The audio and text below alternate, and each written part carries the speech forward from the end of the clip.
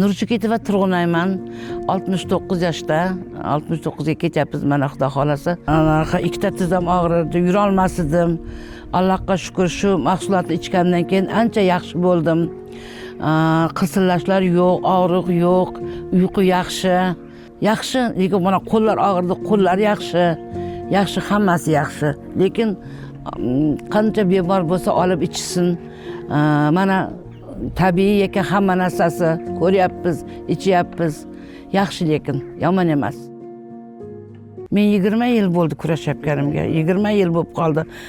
Oldinlari anaqa nima bermay yurdim. Yuraverdik, ishqima shu naqalik, tirchilik deganda yuraverdim, bilmadim. Keyin shu 14-yildan beri bu yerda, keyin 16-17-yildan keyin xastaga o'tdim. Qarasam, uje bo'lmadi. Endi hozir o'sha mana shu mahsulot ichgandan keyin xastani tashlab yurishganman. Anaqa bo'ldim.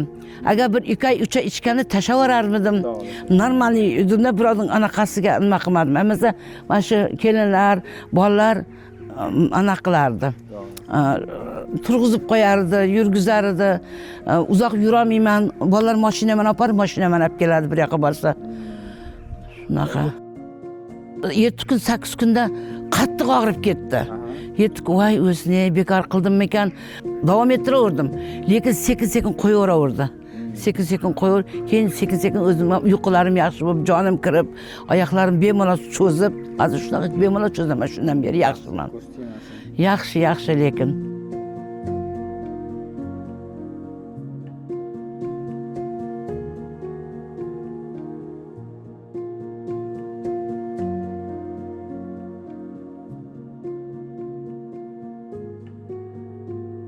Oyog'im qirsilagani qo'ydi. Men lesnitsalardan yaxshi tusha olmas edim. Keyin o'tgan yili 3 oy yotib ham qolganman.